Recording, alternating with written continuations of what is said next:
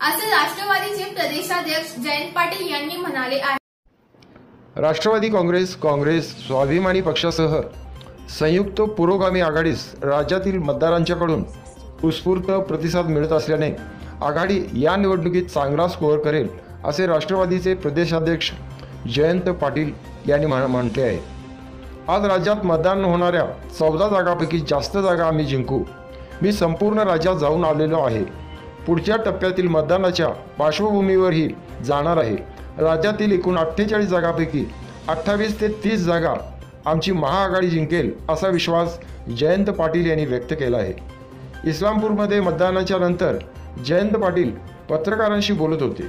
दरम्यान इस्लामपूर विधानसभा मतदारसंघातील नवेखेड येथे राजू शेट्टी समर्थक स्वाभिमानीचे तालुकाध्यक्ष भागवत जाधव यांनी मतदान संपताच सायंकाळच्या सुमारास फटाक्यांची आतषबाजी करत शेट्टी मताधिक्याने विजयी होणार असल्याचा दावा त्यांनी यावेळी व्यक्त केला आहे।